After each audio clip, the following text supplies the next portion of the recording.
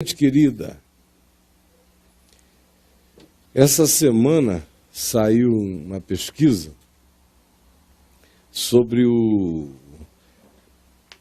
que acontece na mente dos crentes da região mais conservadora dos Estados Unidos da América, que é o sul dos Estados Unidos, chamado Bible Belt. E o nome dessa pesquisa aconteceu na internet, e por causa da quantidade de acessos de cristãos a um determinado site. Eles ficaram monitorando e surgiu um artigo daí, publicado, eu creio que anteontem, ou ontem, numa revista, no Jornal Americano Eletrônico, muito interessante, chamado Googling God, que é buscando por Deus no Google. E há 4 perguntas que sobressaem a todas as demais perguntas em relação aos questionamentos que aparecem naquele ambiente virtual. Número 1, isso, imaginem, numa população de evangélicos do sul dos Estados Unidos, do Bible Belt. Primeira pergunta é: quem criou Deus? Quem criou Deus? É uma pergunta extraordinariamente profunda. Quem criou Deus? E tem uma resposta muito simples: o homem. Porque esse Deus que é objeto de toda essa especulação não é nada além de uma criação humana mesmo. O homem criou esse Deus aí. Segunda pergunta, que mais aparece lá, é: por que Deus permite o sofrimento? Aquela velha história de que sofrimento tem que ser da casa dos outros para lá. Mas aqui, perto de mim, jamais. E eu quero viver num ambiente natural mais fisicamente previsível possível, e não incluo na previsibilidade do ambiente natural a possibilidade da anomalia, da disfunção, de um monte de outras coisas, tanto quanto de acidentes e coisas que façam emergir a impressão de sofrimento e de dor. Terceira pergunta: por que Deus me odeia assim? A maioria dos crentes está com essa séria impressão de ser odiada por Deus.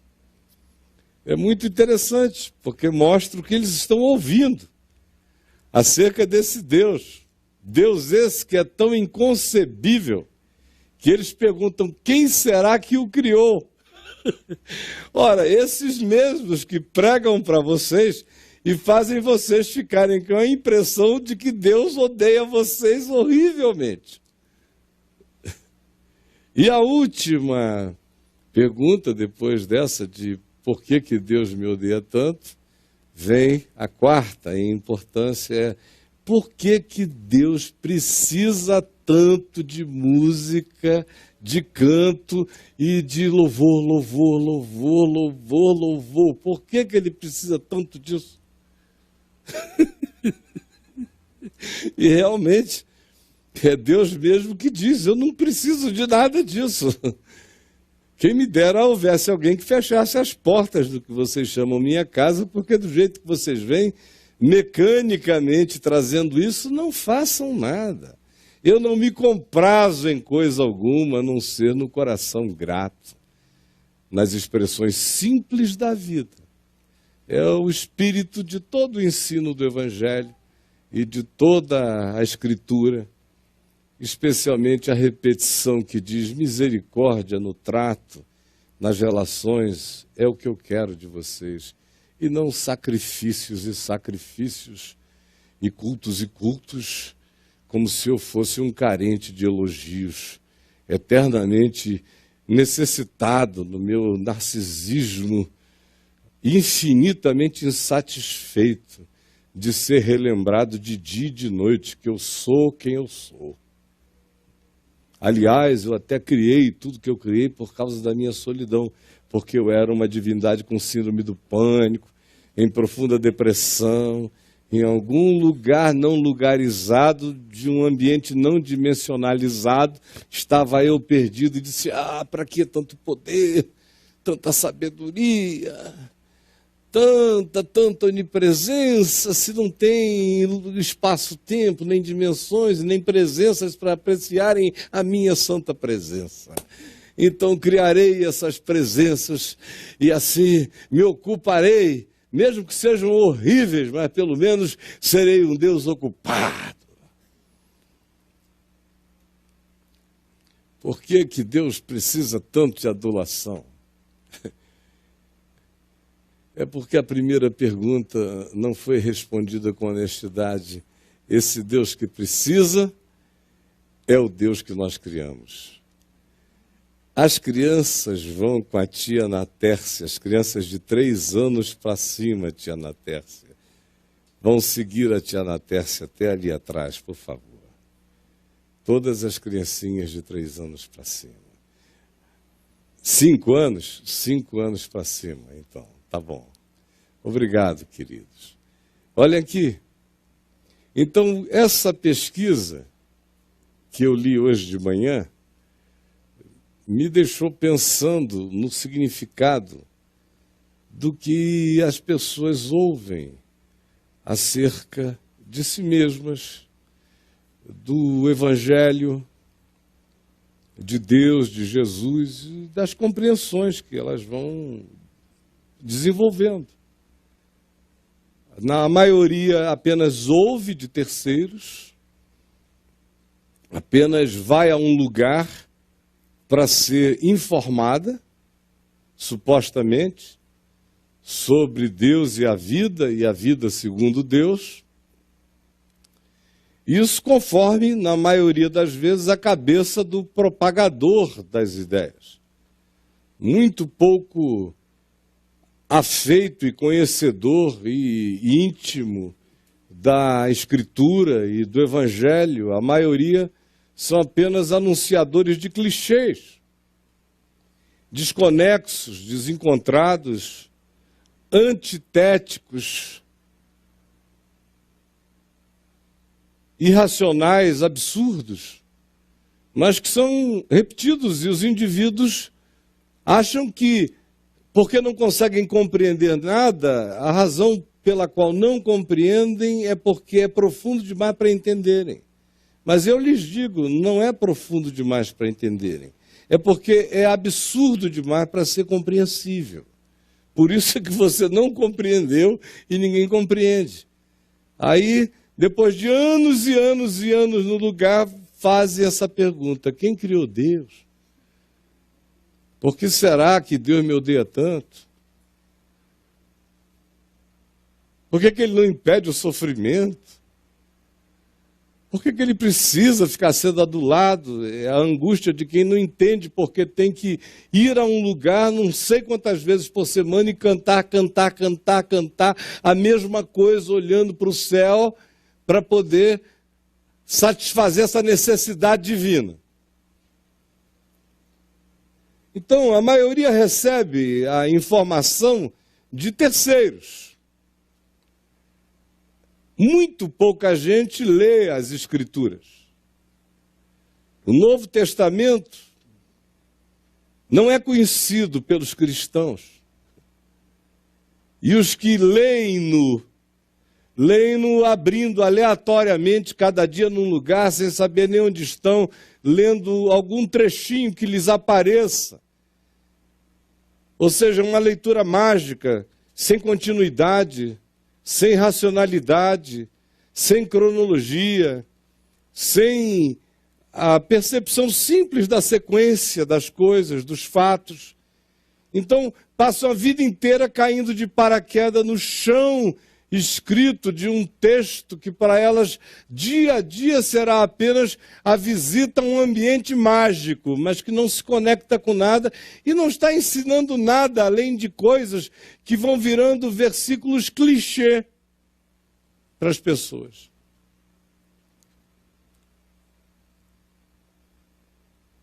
Aí não entendem mesmo, não tem nenhuma afinidade nem com a informação de primeira mão. A informação que recebem já é corrompida por aqueles que interpretam-na sem nem terem conhecimento sequer qualquer da Escritura. Eu lhes digo com a cara mais limpa do mundo, qualquer, não sabem nada. E são ensinadores de milhões e milhões de indivíduos que daí em diante dizem, recebi Jesus.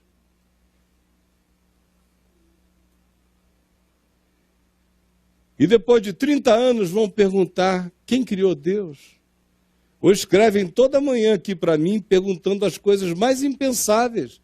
Depois de décadas participando desses ambientes que não ensinam e nem trazem para o coração a experiência do significado do que está prometido como evangelho, como boa nova para nós. Como hoje uma pessoa ali me perguntou num post que eu fiz do Facebook, se eu sou de igreja há muito tempo, mas por favor me tira uma dúvida, o que é o evangelho? Falei, poxa, que pergunta mais adequada, porque o cara que diz eu sou de igreja, você já sabe que ele está sendo, na maioria das vezes, desevangelizado no lugar. Ele não sabe o que é. Ora, isso nos deixa num estado em que a grande maioria de nós está exatamente aonde Jesus encontrava as pessoas que não tinham encontrado nada ainda. A quem ele dizia, acerca de quem ele falava, quando, por exemplo, um jovem diz, mestre, deixa-me primeiro sepultar meu pai, depois eu vou te seguir, deixa eu esperar a morte do papai, quando ele morrer eu vou me engajar. E Jesus disse, deixa os mortos sepultarem os seus mortos. Não há nenhum tipo de romance na afirmação de Jesus acerca da possibilidade da autoevolução espiritual do indivíduo para sair do atoleiro dessa ignorância que é uma mortalha desgraçada, impedindo a todos nós de viver, de ver, de perceber, de discernir, de provar o melhor, de escolher o que seja mais excelente para a vida da gente e da do próximo. A gente está cego, morto. A gente vê Jesus dizendo em João, no capítulo 5, versos 24, 25, que vem a hora, e já chegou, e em relação a esse dia e a essa ocasião, ele diz, em verdade eu vos digo que aquele que ouve a minha palavra e crê naquele que me enviou, não entra em juízo. Já passou da morte para a vida. Vem a hora e já chegou em que os mortos, ouvirão a voz do Filho de Deus e os que a ouvirem viverão. E ele não estava falando daquele dia escatológico da ressurreição, acerca do qual ele fala logo a seguir, versos 27, 28, quando ele fala desse dia. Ele deixa claro que ele está fazendo um anúncio subjetivo. Vem a hora e já chegou, o dia hoje, em que os mortos ouvirão a voz do Filho de Deus, a voz de Deus, a voz da essência de Deus, a voz que é palavra de Deus, a voz que é verbo de Deus, a voz que é verbo de vida, a voz que é a voz que cria, a voz que dá significado. Ouvirão a voz do Filho de Deus, ouvirão o Evangelho. E os que ouvirem, e os que entenderem, e os que crerem, e os que discernirem com fé no coração, esses viverão, não entram em juízo. Já passaram, já passou, o verbo é passado. O tempo que ele afirma quanto ao da realização dessa vivificação é hoje. Já chegou. Em que ele diz, aquele que crê tem, teve, tem, terá, é contínuo, não perde. Chegou já esse dia, essa hora em que os mortos ouvirão a voz. E os que ouvirem a voz do Evangelho, e crerem nela, viverão. Bom, olha só. Quem enganou quem? Ou quem está enganado aqui? Porque o que Jesus está dizendo é que aquele que crê no que ele chamou de minha palavra, não entra em juízo. Não passa por nenhum tipo de crise de julgamento em nenhuma dimensão, não entra em juízo. Já passou da morte hoje para a vida. Ele não faz mais parte desses andando mortos, existentemente mortos. Já passou.